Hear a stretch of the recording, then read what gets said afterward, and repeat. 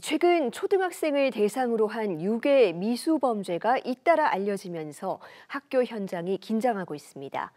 여기에 서울과 부산 등 학교에 폭탄 테러를 하겠다는 허위 신고까지 이어지고 있는데요.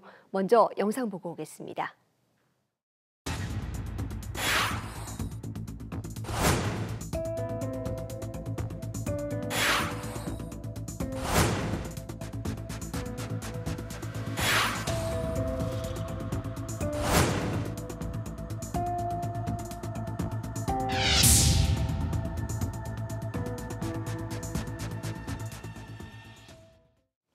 네, 학교의 안전을 위협하는 각종 범죄들, 그 현황과 대책에 대해서 손우석 변호사와 이야기 나눠보겠습니다.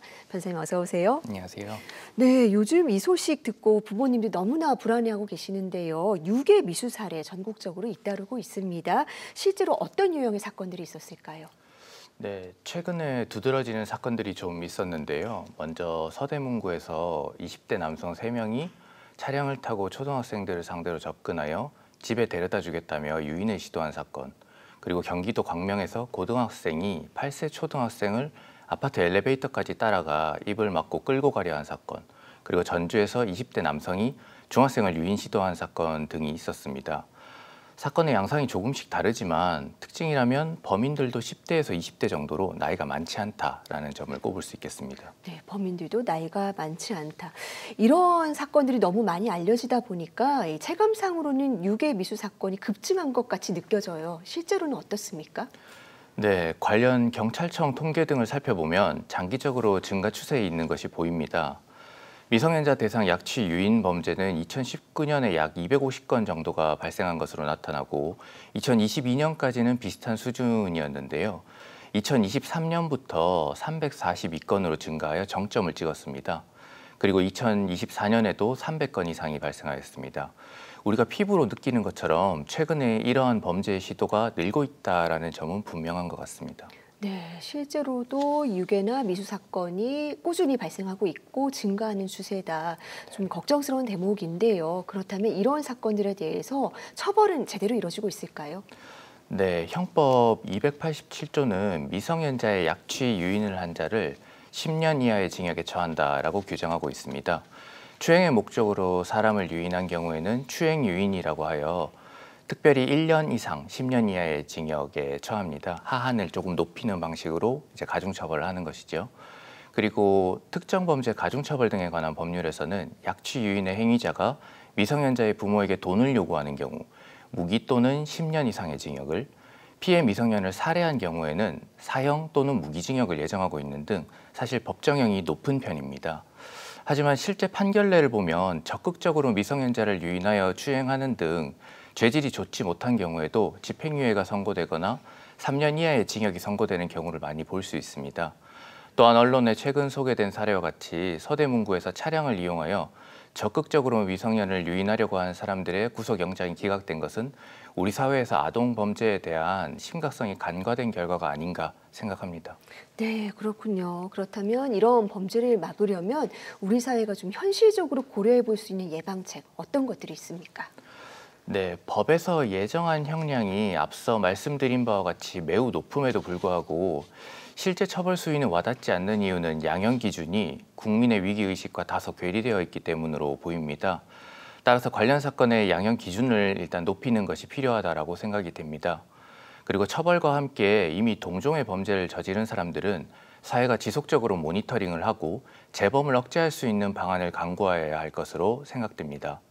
범죄 발생 시 관련 기관의 취업 제한 조치, 성범죄자 등록 및 공개 명령, 위치 추적 전자장치의 부착 명령 등을 조금 더 적극적으로 부과할 필요가 있습니다. 물론 이와 같은 재범 방지 조치를 강화하려면 보호관찰소의 인력 확충도 뒤따라야 할 것으로 보입니다. 또한 개인의 측면에서 보면 개인은 조금 더 주변에서 일어나는 일에 관심을 갖고 내 아이가 아니더라도 측은지심을 발휘하여 아이들을 적극 보호하는 것이 필요합니다. 생각해보면 맹자가 말하는 측은지심도 우물가에서 놀다가 우물에 빠질 위기에 처한 아이는 누구라도 달려가서 구한다라는 사실에서 착안한 것입니다. 성숙한 개인이 우물가보다 위험한 범죄인의 주변에 있는 아이를 적극 보호해 주시면 좋겠습니다. 네, 엄중한 대응과 함께 사회적인 관심 꼭 필요하겠습니다. 이와 함께 최근에 학교와 공공시설 대상으로 폭발물 테러 협박 사건도 잇따르고 있거든요. 이런 경우도 당연히 법적으로 처벌 대상이 되겠죠? 네, 말씀하신 대로 먼저 허위 신고를 다루는 가장 경미한 처분은 경범죄처벌법에 규정되어 있습니다. 경범죄처벌법은 제3조 사망 2호에서 잊지 아니한 범죄나 재해 사실을 공무원에게 거짓으로 신고한 사람을 처벌하고 형량은 60만 원 이하의 벌금 정도로만 정하고 있습니다. 너무 사실 경미하죠. 하지만 통계적으로 75% 정도의 사건은 이와 같이 경범죄처벌법으로 이율이 되고 있습니다.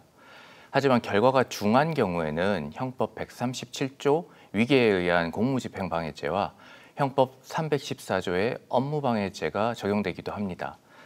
최근에 백화점 폭발물 허위 신고 행위는 사인인 백화점의 업무를 방해하였기 때문에 형법 314조 업무방해죄도 동시에 적용되는 케이스입니다.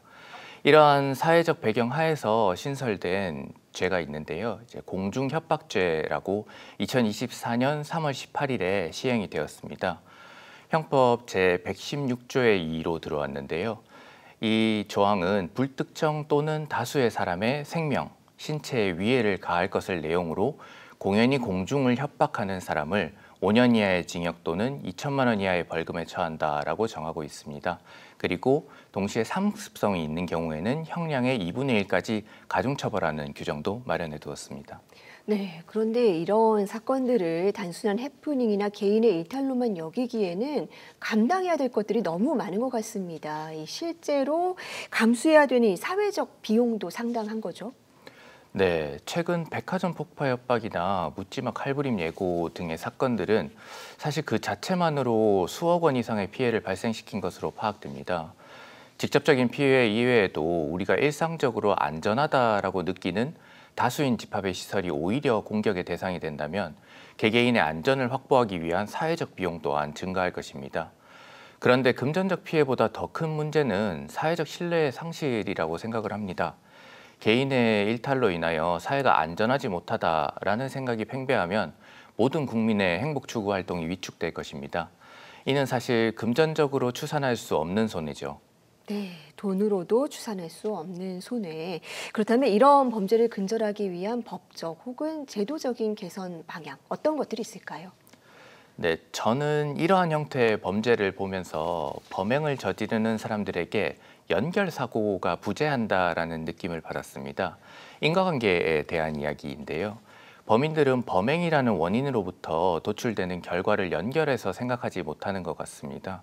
사회적으로 무리를 일으키는 행동이 타인의 피해에서 끝나는 것이 아니라 범인 개인에게도 형사적 금전적으로 감당하기 어려운 손해를 입히는데 눈앞에 있는 작은 쾌감만 좇는 범인이 생각이 거기까지 미치지 못하기 때문에 이러한 행위가 반복되는 것 같습니다. 따라서 내가 타인을 가해하는 만큼 내 자신도 사회의 응징을 당한다라는 점을 법제도와 교육제도 등이 철저히 가르칠 필요가 있다라고 생각합니다. 네, 작은 불안이 쌓이면 우리 사회 전체의 신뢰가 무너지고 또 여기에서 초래되는 사회적 비용도 굉장히 크지 않겠습니까? 아이들이 안심하고 다닐 수 있는 학교를 만들기 위해서 엄중한 처벌과 대응이 필요해 보입니다. 변호사님 오늘 말씀 잘 들었습니다. 감사합니다. 감사합니다.